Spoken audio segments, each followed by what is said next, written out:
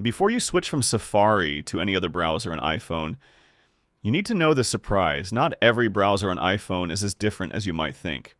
For example, when you download Chrome, Firefox, or Brave on a computer, each one may have a different engine and a truly different way of displaying websites. But on iPhone, things don't have the same level of freedom because most browsers on iPhone usually work under Apple's rules and rely on WebKit. What does WebKit mean? Very simply, it's the engine that displays web pages for you, exactly like a car engine. The outside shape may be different, the name may be different, the buttons may be different, but the engine that runs the page may be very close, or based on the same foundation. That's why, when we say a browser is better than Safari on iPhone, we're not just talking about speed or the app's design. We're talking about something more important. Who gives you clearer privacy?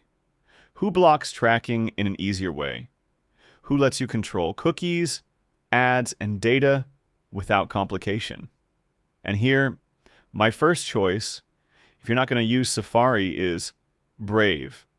Not because it's magic, and not because it will make you 100% anonymous, but because it gives you a ready-made and understandable layer of protection from the moment you start using it.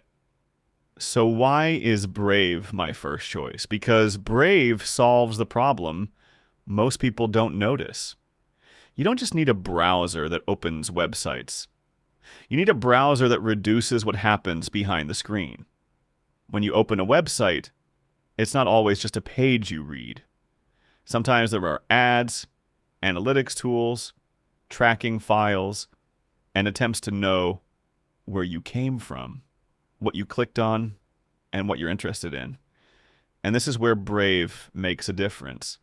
From the first use, Brave tries to automatically reduce tracking and annoying ads. So instead of leaving everything open, it places a ready-made layer of protection between you and a large part of that annoyance. You don't need to be an expert.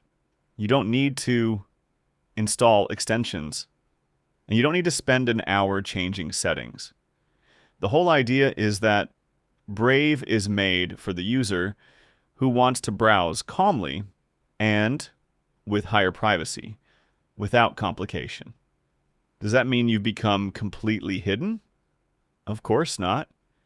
And anyone who tells you a browser will make you 100% hidden is exaggerating. But the difference is that Brave reduces the amount of tracking that can happen while browsing. And that alone is a strong reason to choose it instead of a regular browser that leaves everything running in the background. Brave also makes the browsing experience cleaner. Fewer ads, calmer pages, less distraction, and more focus on the content you actually open. And this is very important, especially if you open a lot of websites, links from social media, articles, news, or download pages. So I'm not choosing Brave because its name is famous. I'm choosing it because it gives you practical and clear protection from the first moment. Safari is excellent and deeply integrated with the iPhone. And I'm not telling you to delete it or hate it, but if you decide to use another browser, choose one that gives you real value. And for me, that value in Brave is calmer browsing, less tracking, fewer ads, and clearer control over your privacy. That's why, if you're not going to use Safari, the best choice to start with on iPhone is Brave. In the end, write in the comments, do you use Safari or Brave? And if you use another browser, write its name and tell me why you chose it.